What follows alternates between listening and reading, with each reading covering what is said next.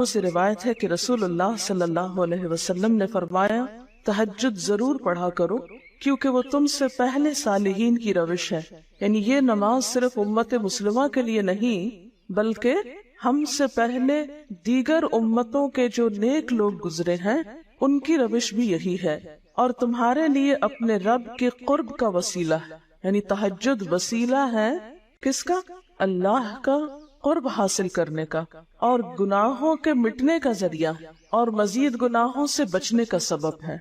यानी पिछले गुनाहों के साफ होने का जरिया। नंबर 3, मजीद गुनाहों से बचने की ताकत इंसान को नसीब होती है इसके जरिए, यानी गुनाहों से रोक बनता है। ये रिवायत जो है इब्न खुज़ैमा की है। हजरत अबू हुरैरा रज़ी अल्लाह ताला अन्हु रिवायत करते हैं कि रसूलुल्लाह सल्लल्लाहु अलैहि वसल्लम ने फरमाया, उस शख्स पर अल्लाह की रहमत हो जो रात को उठा, फिर नमाज तहज्जुद पढ़ी, फिर अपनी बीवी को जगाया, फिर उसने नमाज पढ़ी, फिर अगर औरत गलबा नींद के बायस न जागी तो उसके मुंह पे पानी के छींटे मारे। और उस औरत पर भी अल्लाह की रहमत हो जो रात को उठी, नमाज पढ़ी, अपने शौहर को जगाया, फिर उसने नमाज पढ़ी, फिर अगर शौहर न जागा तो उसके मुंह पर पानी के छींटे मारे। बराबर की बात है, दोनों के लिए अजर भी बराबर का है और दोनों को हक भी बराबर का है जगाने का, और दोनों को पानी का छींटा मारने का भी हक है, और इसमें किसी की भी बेइज्जती की बात नहीं। यानी औरत अगर ऐसा करे अपने शौहर के साथ तो वो उसकी तरफ से कोई रूडनेस नहीं होगी, क्योंकि आमतौर पर जब किसी को नींद की हालत में जगाया जाता है और खुसूसन अगर उस पर पानी फेंक दिया जाए तो वो क्या समझता है कि उसकी बहुत बेइज्जती हो गई या उसके साथ बहुत बुरा किया गया, और अमूमन लोग उस वक्त बहुत गुस्से का मुजाहरा फिर करते हैं कि क्यों जगाया जा रहा है। हजरत अबू हुरैरा रज़ी अल्लाह ताला अन्हु कहते हैं कि रसूलुल्लाह सल्लल्लाहु अलैहि वसल्लम फरमाते थे, फर्ज नमाज के बाद सब नमाजों से अफजल तहज्जुद की नमाज है। यानी फराइज बहरहाल अफजल है और नवाफिल में सबसे अफजल तहज्जुद की नमाज।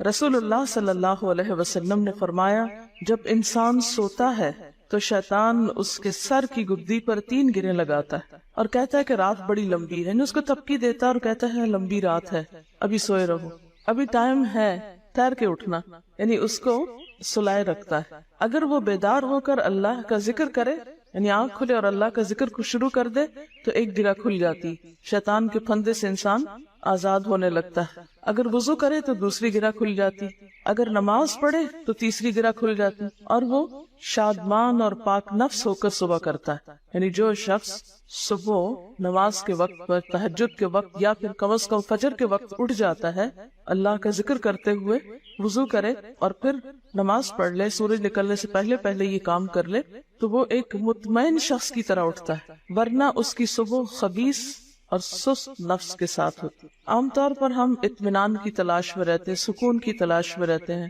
और ये सोचते हैं कि हमें डिप्रेशन है या हमारे अंदर एक गम है, तो हम उसके असबाब नहीं जानते कि सबब क्या।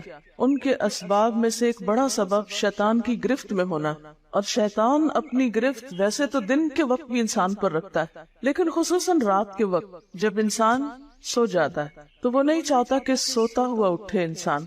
और अगर इंसान हिम्मत करके उठ जाता है, जिक्र करता है, वुजू करता है और नमाज पढ़ लेता है, तो यहीं से इत्मीनान क़ल्ब का आगाज हो जाता है, उसकी तसल्ली हो जाती। रसूलुल्लाह सल्लल्लाहु अलैहि वसल्लम ने फरमाया, अल्लाह ताला हर रात आसमान दुनिया पर नुज़ूल फरमाते हैं, यानी जमीन से सबसे करीबी आसमान पर। जब 1/3 रात बाकी रह जाती है तो फरमाते हैं, है कोई जो मुझे पुकारे? उस वक्त अल्लाह ताला बंदों को पुकारते हैं, है कोई जो मुझे पुकारे मैं उसकी दुआ कबूल करूं, है कोई जो मुझसे मांगे मैं उसको दूं, है कोई जो मुझसे बख्शिश तलब करे तो मैं उसको बख्श दूं। गोया ये वक्त दुआ की कबूलियत का वक्त है, इंसान जो मांगे उसको मिलता है, और खुसूसी तौर पर बख्शिश के तलब करने का वक्त। जैसे कुरान पाक में आता है, वबिल अस्हारी हुम यस्तगफिरून, वबिल अस्हारी हुम यस्तगफिरून, और सहरी के वक्त वो इस्तिग़फार करते हैं। अब हो सकता है कि आप कहें कि नहीं, हमने तो जिंदगी में कोई खास गुनाह किए ही नहीं, इसलिए हमें तो बख्शिश की जरूरत ही नहीं। बख्शिश मांगे गुनाहगार लोग, हम तो नेक लोग हैं, नेक काम करते हैं, दिन रात कुरान पढ़ते पढ़ाते हैं, इसलिए हमारी तो जरूरत नहीं। नबी सल्लल्लाहु अलैहि वसल्लम जिनके अगले पिछले सब कसूर माफ कर दिए गए थे, وہ اتنا لمبا قیام کرتے تھے کہ ان کے قدم مبارک سوج جاتے تھے۔ حضرت مغیرہ فرماتے ہیں رسول اللہ صلی اللہ علیہ وسلم نے اتنا لمبا قیام کیا رات کو کہ آپ کے پاؤں سوج گئے۔ آپ سے سوال کیا گیا کہ آپ اتنی مشقت کیوں کرتے ہیں، اپنے آپ کو اتنا کیوں تھکاتے ہیں، حالانکہ آپ کے تو سارے گناہ معاف کر دیے گئے۔ آپ نے فرمایا کیا میں اللہ کا شکر گزار بندہ نہ بنوں؟ یعنی صرف گناہوں کی بخشش ہی نہیں بلکہ نعمتوں پر شکر بھی واجب۔ جہاں ایک طرف گناہوں کی بخشش انسان کے لیے اللہ کے قرب کے راستے ہموار کرتی ہے، وہاں اللہ تعالیٰ کا شکر ادا کرنا بندے کو اللہ کا قرب عطا کرتا ہے۔ اچھا، اب پہلی سنت میں آپ کو بتاؤں گی کہ اگر آپ تہجد کے وقت اٹھے ہیں تو سب سے پہلے آپ کیا پڑھیں گے۔ حضرت عائشہ رضی اللہ تعالیٰ عنہا فرماتی ہیں کہ رسول اللہ صلی اللہ علیہ وسلم جب رات کو تہجد کے لیے اٹھتے تو یہ پڑھتے 10 بار اللہ اکبر، 10 بار الحمدللہ، 10 بار سبحان اللہ و بحمدہ، 10 بار سبحان الملک القدوس، 10 بار استغفر اللہ، 10 بار لا الہ الا اللہ، اور پھر 10 بار اللہم اعوذ بک من ضیق الدنیا و ضیق یوم القیامہ، میں تیری پناہ میں آتا ہوں دنیا کی تنگی سے اور قیامت کے دن کی تنگی سے۔ اللہم اعوذ بک من ضیق ضاد یہ قاف من ضیق الدنیا و ضیق یوم القیامہ، یہ بھی 10 بار۔ اور پھر فرماتے اللہم اغفر لی واہدنی وارزقنی وعافنی، پھر وضو کرتے اور تہجد شروع کرتے، یعنی یہ بھی وضو سے پہلے آپ پڑھ لیتے۔ تو آپ کیا کر سکتے ہیں، جیسے آنکھ کھلی یا بستر پر لیٹے ہیں تو بعض اوقات ایسا ہوتا ہے نا کہ انسان سوچتا ہے اچھا ایک سائیڈ پہ سو کے اتنے تھکے ہوئے ہوتے ہیں کہ آپ ایک دم نہیں اٹھ پاتے۔ حالانکہ آپ صلی اللہ علیہ وسلم کے نیند سے بیدار ہونے کا طریقہ کیا تھا کہ جب آپ اٹھتے تھے تو یکدم اٹھتے تھے، سستی کے مارے نہیں کہ کبھی ایک طرف لیٹ گئے پھر دوسری طرف سو گئے پھر دائیں طرف پھر بائیں طرف، نہیں، جب جاگنے کا وقت ہوتا تھا تو آپ فوراً اٹھ جاتے تھے۔ لیکن بسا اوقات ایسا ہوتا ہے کہ انسان تھکا ہوا ہوتا ہے، سائڈ بدل کے دوسری طرف کو ذرا لیٹتا ہے، تو یہ لیٹے لیٹے بھی آپ اذکار پڑھ سکتے ہیں، ٹھیک ہے؟ اور یہ سب آپ کو آتے ہی ہوں گے سوائے ایک وہ ذکر کے اللہم اعوذ بک من ضیق الدنیا و ضیق یوم القیامہ، اور ترتیب آپ یاد کر لیں اپنے بیڈ سائڈ ٹیبل پہ یا بیڈ پہ یا کہیں بھی، یہ نوٹس کسی پین کے ساتھ لکھ کے لگا دیں، چپکا دیں، اور جب یاد ہو جائے تو پھر اتار دیں، جب عادت بن جائے تو ہٹا دیں وہاں سے، ٹھیک ہے؟ جتنے دن عادت نہیں بنتی اتنے دن اپنے یادداشت کے لیے رکھ لیں۔ اسی طرح نیند سے اٹھ کر لا الہ الا اللہ وحدہ لا شریک لہ لہ الملک ولہ الحمد وہو علی کل شیء قدیر الحمد للہ وسبحان اللہ واللہ اکبر ولا حول ولا قوۃ الا باللہ، یہ بھی پڑھ سکتے ہیں۔ اچھا، ضروری نہیں کہ سب کچھ ایک ہی دن میں پڑھ لیں، یہ بھی آپ کر سکتے ہیں کہ ایک دن میں ایک چیز پڑھ لیں، دوسرے دن دوسری پڑھ لیں، تیسرے دن تیسری پڑھ لیں، ٹھیک ہے؟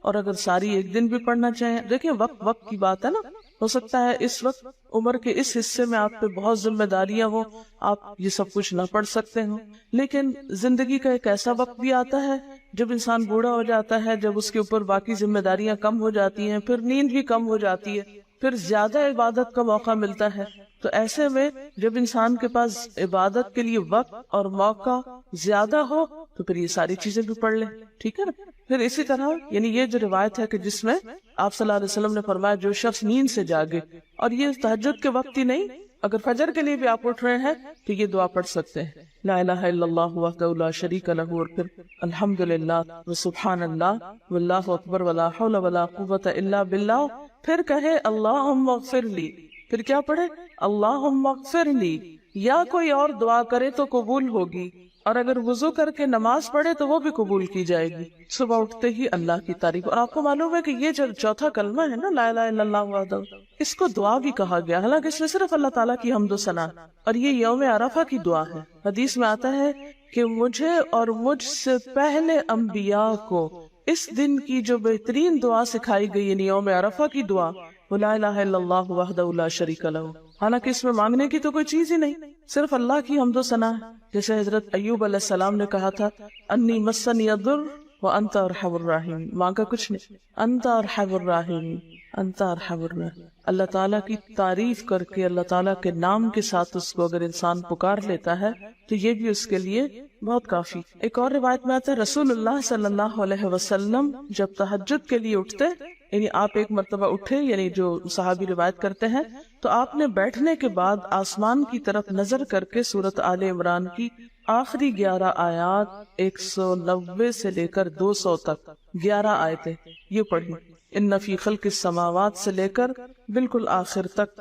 یعنی ضروری نہیں کہ کھڑے ہو کر آپ آسمان کی طرف دیکھیں، آپ اٹھے ہیں، چارپائی پہ بیٹھے ہوئے ہیں، ابھی وضو کے لیے نہیں گئے، بیٹھ کے آسمان کی طرف دیکھ کے پڑھ کے پھر اٹھ سکتے.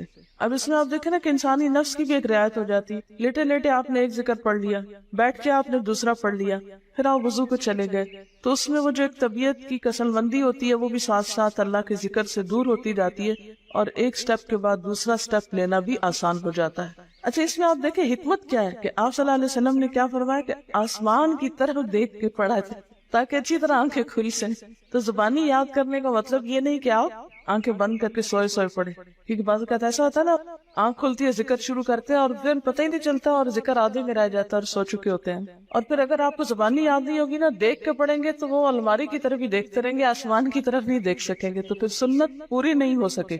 اور اسی طرح حضرت ابن عباس روایت کرتے ہیں کہ جب رسول اللہ صلی اللہ علیہ وسلم رات کو تہجد کے لیے کھڑے ہوتے تو اللہ اکبر تکبیر تحریمہ کے بعد یہ دعا پڑھتے، اللہم لک الحمد انت قیم السماوات والارض ومن فیہن ولک الحمد لک ملک السماوات والارض ومن فیہن ولک الحمد انت نور السماوات والارض ولک الحمد انت ملک السماوات والارض ولک الحمد انت الحق ووعدك الحق ولقاؤك حق وقولك حق والجنة حق والنار حق والنبيون حق ومحمد صلى الله عليه وسلم حق والساعة حق اللهم لك أسلمت وبك آمنت وعليك توكلت وإليك أنبت وبك خاصمت وإليك حاكمت فاغفر لي ما قدمت وما أخرت وما أسررت وما أعلنت أنت المقدم وأنت المؤخر لا إله إلا أنت. الہی تیرے ہی لیے ہے ساری تعریف، زمین و آسمان اور جو کچھ ان میں ہے سب کو تو ہی قائم رکھنے والا ہے. تیرے ہی لیے ہے ساری تعریف، زمین و آسمان اور جو کچھ ان میں ہے اس سب کی بادشاہی تیرے ہی لیے ہے. تیرے ہی لیے ہے ساری تعریف، تو ہی روشن کرنے والا ہے زمین و آسمان کو، تیرے ہی لیے ہے ساری تعریف. تو ہی بادشاہ ہے زمین و آسمان کا، تیرے ہی لیے ہے ساری تعریف. تو حق ہے، تیرا وعدہ حق ہے، تیری ملاقات حق ہے، تیرا کلام حق ہے، جنت حق ہے، جہنم حق ہے، تمام انبیاء حق ہیں اور محمد صلی اللہ علیہ وسلم حق ہیں، قیامت حق ہے. الہی میں تیرے سامنے جھک گیا، میں صرف تیرے ساتھ ایمان لایا، میں نے صرف تجھی پر بھروسہ کیا، میں نے صرف تیری طرف رجوع کیا، صرف تیری ہی مدد سے دشمنوں سے جھگڑتا ہوں، میں نے صرف تجھے ہی اپنا حاکم مانا. سو تو میرے اگلے پچھلے اور ظاہر و پوشیدہ اور جنہیں تو مجھ سے زیادہ جانتا ہے سارے کے سارے گناہ معاف کر دے. تو ہی آگے کرنے والا ہے، تو ہی پیچھے ڈالنے والا ہے، تیرے سوا کوئی سچا معبود نہیں ہے. یہ جو دعا استفتاح ہے تہجد کے وقت کی، یہ باہر نہیں نماز کے اندر پڑھنے کی دعا. ہم دعا مانگتے اللہم اجعلنی لک ذکارا لک شکارا. ان دعاؤں کے پڑھے بغیر ذکار کیسے بن سکتے ہیں؟ ذکار کا صیغہ تو فعال کے اوپر ہے نا، بہت زیادہ ذکر کرنے والا. والذاکرین اللہ کثیرا والذاکرات. تو ذاکرات کیسے بن سکتے ہیں جب تک کہ یہ دعائیں زبانی نہ آتی ہو اور اپنے وقت پر نہ پڑھی جاتی. ویسے بھی ذکر بہت اچھی چیز ہے، لیکن جو مسنون ذکر ہے اور جو نبی صلی اللہ علیہ وسلم کے طریقے کے مطابق ہے، جو اطمینان قلب اور خوشی اس وقت اس کام کو اس طریقے پہ کر کے نصیب ہوتی ہے، وہ اس کے علاوہ نہیں ہوتی. اگرچہ اس سے خوشی ہوتی ہے لیکن اس طرح کی نہیں نصیب ہوتی، اس طرح کا اطمینان نہیں ہوتا. آپ تجربہ کر کے دیکھیں، سنت کے مطابق زندگی گزارنا اور اپنی مرضی کے مطابق زندگی گزارنا، یہ دو مختلف لائف سٹائلز ہیں، دو مختلف طریقہ ہے زندگی ہے. دونوں کا امپیکٹ فرق ہوتا ہے، اثرات فرق ہوتے ہیں. اور یہ نہیں کہ یہ کوئی بہت مشکل عمل ہے، بہت مشکل کوئی نہیں ہے، ہم کر سکتے ہیں، لیکن بات یہ ہے کہ ہم کرنے کی کوشش کریں، ارادہ تو کریں. پہلے تو آپ اپنے آپ سے یہ پوچھیں ارادہ بھی کیا کہ نہیں. کیونکہ اگر ارادہ ہو گیا نا تو کام بھی ہو جائے گا. مشکل یہ ہے کہ ہم جب کوئی ایسا کام سنتے تو پھر سوچتے نہیں ہمارا تو حالات اتنے کٹھن ہیں کہ یہ عمل ہمارے لیے نہیں، ویسے بھی نفل ہے، کوئی بات نہیں، نہ بھی ہو سکا تو کیا، یہی کہہ کے ہم چھوڑ دیتے ہیں چیزوں کو کہ نہیں. لیکن میں سمجھتی ہوں کہ جو عمر آپ بچیوں کی خاص طور پر اس وقت اس عمر کو غنیمت سمجھے اور اس میں آپ نے جو کچھ اب یاد کر لیا، عادت ڈال لی، وہ اگلی زندگی میں شدید مصروفیت کے باوجود بالکل عادت ثانیہ ہو جائے گی، ایک روٹین ہو جائے گی اور آپ کو مشکل نہیں ہوگی. لیکن اگر اب نہیں عادتیں ڈالی، کل کو یا نئے سرے سے عادت ڈالنا بہت مشکل ہوگا. سنت مشکل نہیں ہے، صرف یہ ہے کہ ارادے، نیت اور پھر کوشش کی ضرورت. کر لیں گے تو ہو بھی جائے گی، آخر کرنے والے کرتے ہیں. لیکن جب پہلے سے سوچتے تھے نہیں بڑا مشکل، تو اللہ والے کرتے ہیں اور وہ تو نیک لوگوں کا کام ہے. ہم تو نہ اللہ والے ہیں اور نہ ہی نیک ہیں، تو کیوں نہیں ہے، ہو جائے. اب آپ صلی اللہ علیہ وسلم کی تہجد کی کیفیت کیا تھی؟ حضرت ابو ذر کہتے ہیں کہ رسول اللہ صلی اللہ علیہ وسلم نے تہجد میں اتنا قیام کیا کہ اس ایک آیت کو پڑھتے پڑھتے صبح کر دی. ایک آیت پڑھتے پڑھتے صبح کر دی. کون سی آیت تھی وہ؟ ان تعذبہم فانہم عبادک وان تغفر لہم فانک انت العزیز الحکیم. ایک آیت کو اتنی دفعہ پڑھا اور پڑھتے رہے اور پڑھتے رہے اور پڑھتے رہے، اسی میں صبح ہو گئی. تو طویل قیام جو ہے ضروری نہیں کہ وہ صرف کس وقت ہو، کوئی لمبی سورت پڑھ کے، چھوٹی سورت بھی ہو سکتی ہے، لیکن روح کے ساتھ، شعور کے ساتھ اگر آپ دوہرا کے بھی پڑھے. مثال کے طور پہ آپ نے کوئی سورت یاد کر لی ہے اور آپ پڑھنے کھڑے ہوئے ہیں اور آپ کو صحیح طرح آتی نہیں ہے، یا آتی ہے تو اتنی تیز نہیں آتی، بہت رٹی ہوئی نہیں ہے، تو کوئی بات نہیں، ایک آیت کو 2 دفعہ 3 دفعہ بھی آپ اس کو پڑھ سکتے ہیں اور اس طرح بھی پڑھ کے لمبا کر سکتے. یعنی طویل قیام صرف زیادہ قرات سے ہی نہیں، مختلف طریقوں سے ہو سکتا ہے. یہ آیت ہے سورۃ المائدہ کی 118 نمبر آیت. اگر تو انہیں عذاب دے تو وہ تیرے بندے ہیں، اور اگر تو انہیں معاف کر دے تو یقیناً تو غالب اور حکمت والا ہے. حضرت حذیفہ رضی اللہ تعالی عنہ نے نبی صلی اللہ علیہ وسلم کو تہجد پڑھتے دیکھا. وہ کہتے ہیں سورۃ فاتحہ کے بعد آپ نے سورۃ بقرہ پڑھی، پھر رکوع کیا. آپ کا رکوع آپ کے قیام کی مانند تھا.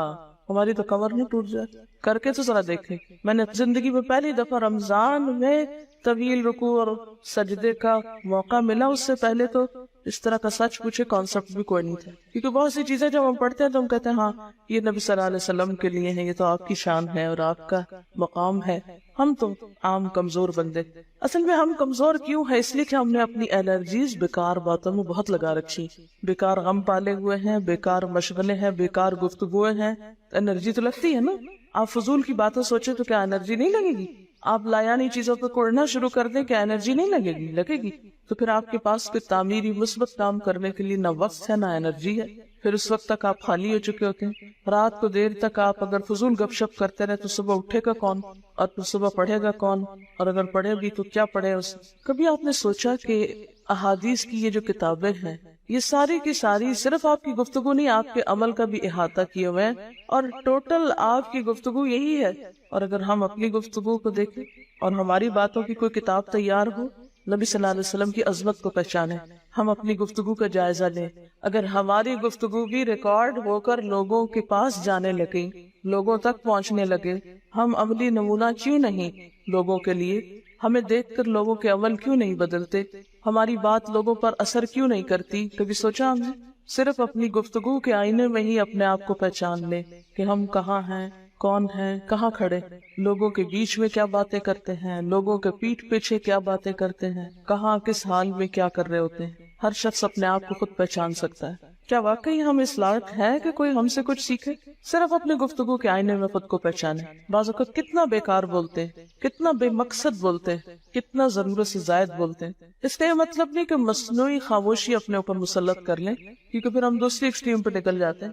لیکن بامقصد گفتگو کتنی ہے ہماری باتوں میں جو واقعی فائدہ مند، تو پھر ذرا روک بھی لیا کریں نا اپنے آپ کو. اپنے ساتھ خود ہی محنت کریں گے تو بات بنے گی. سوچیں تو، احساس تو کریں. جب کریں گے تو انشاءاللہ کامیابی بھی ہوگی. لیکن پہلی بات تو یہ نا کہ ہم جو کچھ کرتے ہیں نہ اس کا حساب کرتے ہیں، نہ اس کے بارے میں سوچتے ہیں کہ ہم کر کیا رہے ہیں. ہمیں نیکی نہ کرنے کا موقع یا ہمارے نیکی نہ کرنے کا ایک سبب اور ایک بڑی وجہ ہماری انرجیز کا بیکار چیزوں میں استعمال ہونا ہے، فضول کی سیاست میں ملوث ہونا ہے. اپنی ذمہ داریوں کا ہمیں ہوش نہیں ہوتا، دوسروں کے کاموں میں مداخلت خوب سوچتی، خود کیا کر رہے ہیں اس کا کچھ پتہ نہیں، دوسرے کیا کر رہے ہیں اس سے بہت دلچسپی، یا کیا نہیں کر رہے۔ بہت سے لوگ، بہت سی خواتین کمر درد کی شکایت کرتے، اور اس کی ایک بڑی وجہ نمبر 1 رکوع کا صحیح پوزیشن پہ نہ ہونا ہے، اور نمبر 2 اس پوزیشن پہ کوئی ایکسرسائز نہیں ہماری ہوتی۔ یہ بتا رہی ہے کہ کسی کی کمر میں درد تھا اور ٹھیک نہیں ہوتا تھا کسی چیز سے، تو ڈاکٹر نے ان کو یہ مشورہ کیا کہ طویل رکوع اور طویل سجدے کریں، بیسٹ ایکسرسائز ہے، کر کے تو دیکھیں۔ اور اس میں آپ دیکھیے کہ صحیح پوزیشن پہ لائیں، بالکل اسٹریٹ رکھیں گردن اور کمر کو، پیٹھ اور گردن ایک لائن میں آنی چاہیے۔ بہت سے لوگ یوں ٹیڑھی کرتے، یوں کر کے بس کرتے، یہ غلط پوزیشن ہے، اس سے تو اور بیمار ہو سکتے ہیں۔ کئی لوگ سر پھینک دیتے ہیں نیچے کو، یہ بھی غلط پوزیشن ہے، اس سے بھی کام خراب ہوتا ہے۔ اگر آپ صحیح پوزیشن پہ رکوع لمبا کریں تو یقینی طور پہ کمر درد کا علاج ہے۔ وہ پٹھے مضبوط ہوتے ہیں نا کمر کے، آپ اس کو روک کے رکھے ہوتے ہیں ایک سیدھی لائن میں۔ 2 فیٹ کے درمیان کا فاصلہ بھی بہت معتدل رکھیں، نہ تو بہت قریب رکھیں نہ بہت کھلا رکھیں، بالکل معتدل، جس میں آپ آرام سے سکون سے کھڑے ہو سکیں اور آپ کا بیلنس قائم رہے۔ بیلنس کو قائم کرنا بے حد ضروری، ٹھیک ہے۔ حضرت حذیفہ نے نبی صلی اللہ علیہ وسلم کو تہجد پڑھتے دیکھا، وہ کہتے ہیں کہ سورۃ فاتحہ کے بعد آپ نے سورۃ بقرہ پڑھی، پھر رکوع کیا، آپ کا رکوع آپ کے قیام کی مانند تھا، یعنی جتنا لمبا قیام تھا اسی طرح رکوع تھا۔ پھر آپ نے رکوع سے سر اٹھایا اور کھڑے ہو گئے، اور آپ کا قوما یعنی رکوع کے بعد اٹھنے کا وقت بھی کافی طویل تھا۔ ہم تو بعض اوقات اٹھ کے کھڑے نہیں ہوتے کہ نیچے چلے جاتے ہیں، تو وہ بھی طویل تھا۔ صرف 2 رکعتیں بھی آپ ایسی پڑھ لینا کافی، اگر عام دنوں میں نہ پڑھی جائے تو ویکینڈ پہ پڑھ لیں۔ ہمارے تو ویکینڈ پہ لمبا سونے کا پروگرام ہوتا ہے نا، تو چلے دوبارہ سو جائے، لیکن ہفتے میں 1 دفعہ کر لیں، اگر روز نہیں بھی کر سکتے 2 دفعہ کر لیں، ٹوائس اے ویک کر لیں۔ پھر آپ کا سجدہ آپ کی قومے کی مانند تھا، یعنی جتنا آپ کھڑے ہوئے تھے اتنا آپ پھر سجدہ کیا۔ آپ دونوں سجدوں کے درمیان اپنے سجدے کی مانند بیٹھے تھے، یعنی 2 سجدوں کے بیچ میں بھی آپ اتنی دیر بیٹھے جتنی دیر آپ نے سجدہ کیا تھا۔ بس آپ نے 4 رکعتوں میں سورۃ بقرہ، آل عمران، نساء اور المائدہ پڑھی۔ ہمیں اگر خود نہیں بھی آتی اور کوئی پڑھانے والا اتنی لمبی 1 دفعہ بھی تراویح کوئی پڑھا دے یا کوئی نفل پڑھا دے تو ہم دوسری دفعہ اس کے پاس نہ پڑھیں۔ تقریباً 7.25 پارے بنتے ہیں، جس کو 1 منزل کہا جاتا ہے۔ ایک دن کے تہجد میں آپ نے اتنا پڑھا، اور یہ تو قرآن کی قرات تھی، لیکن بیچ کے وقفوں میں تسبیحات اور اللہ کی تعریف اور حمد و ثنا اور ذکر، یہ آپ پر بس تھا۔ یہ وہی کر سکتا ہے جس کو واقعی اللہ سے حقیقی محبت ہو، صرف دعوے کی حد تک نہیں۔ میں کہتی ہوں چلے روزانہ نہ صحیح، ہفتے میں 1 بار، ہفتے میں نہیں، مہینے میں 1 بار، مہینے میں نہیں تو سال میں، رمضان میں، کسی موقع پر کچھ تو اللہ سے تعلق آئے، کچھ تو قرب پائے۔ ہر شخص کے بس میں نہیں کہ ہر روز ایسی عبادت کرے، کیونکہ اللہ کے رسول صلی اللہ علیہ وسلم کا بہرحال مقام کچھ اور تھا، لیکن کچھ شوق، کچھ حسرت، کچھ تو دل میں ہونا ہی چاہیے، کوئی نیت، کوئی ارادہ، کوئی عزم، اور پھر اس کے لیے کوشش۔ تو وقت بچے گا کچھ آپ کے پاس فالتو باتوں کے، فضول چیزوں کے لیے، کچھ سوچنے کے، ٹینشن کے لیے بچے گا کچھ، سب کچھ بھاگ جائے گا، کچھ بھی نہیں بچے گا، کیونکہ ان عبادی لیس لک علیہم سلطان، میرے بندے ان پہ اے شیطان تیرا کوئی زور نہیں چلتا، بس چلتا ہی نہیں ان پہ تیرا، سارا زور ہی ان پہ چلتا ہے جو فالتو ہوتے ہیں۔ فالتو ذہن جو ہوتا ہے وہ شیطان کا گھر ہوتا ہے۔ حضرت حذیفہ بیان کرتے ہیں کہ میں ایک رات آپ صلی اللہ علیہ وسلم کے ساتھ نفلی نماز میں شریک ہو گیا، آپ نے سورۃ بقرہ شروع کر دی، میں نے سوچا کہ آپ 100 آیات پڑھ کر رکوع میں چلے جائیں گے، مگر آپ پڑھتے گئے۔ میں نے خیال کیا کہ سورۃ بقرہ کو 2 رکعتوں میں پڑھیں گے، لیکن آپ پڑھتے رہے۔ آپ نے سورۃ بقرہ ختم کر کے سورۃ نساء شروع کر دی، پھر ختم کر کے آل عمران پڑھنی شروع کر دی، اس کو بھی ختم کر دیے۔ آپ نہایت آہستگی سے پڑھتے جاتے تھے۔ جب ایسی آیت تلاوت کرتے جس میں سبحان اللہ کہنے کا حکم ہوتا ہے، جیسے سبح بحمد ربی جیسے مثال کے طور پر، تو سبحان اللہ کہتے۔ اگر کچھ مانگنے کا ذکر ہوتا تو سوال کرتے، اگر پناہ مانگنے کا ذکر ہوتا تو اعوذ باللہ پڑھتے۔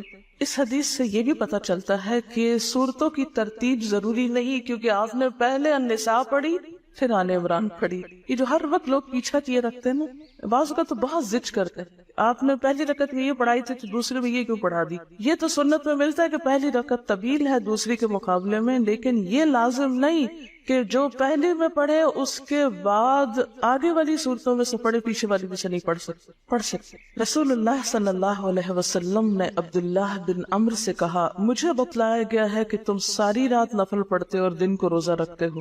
اگر تم ایسا کرو گے تو تمہاری آنکھ کمزور اور طبیعت سست ہو جائے گی. یعنی ہر روز روزہ اور ہر رات جگراتا تمہاری جان اور تمہارے بال بچوں کا بھی تم پر حق ہے، اس لیے روزہ رکھو اور افطار بھی کرو اور رات کو قیام کرو اور سو بھی.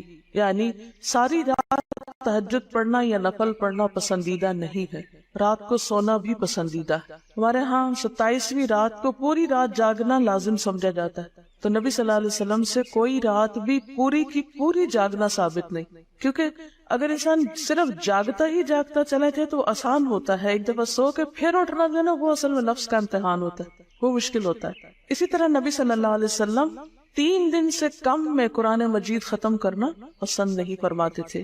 آپ نے حضرت عبداللہ بن عمرو سے فرمایا کہ 1 ماہ میں پورا کر لو. انہوں نے عرض کی میں اس سے زیادہ تلاوت کی طاقت رکھتا ہوں، تو فرمایا 20 دن میں کر لو. ان کا میں اس سے زیادہ کی طاقت رکھتا ہوں، فرمایا 7 دن میں ختم کر لیا کرو، اس سے زیادہ کی اجازت نہیں.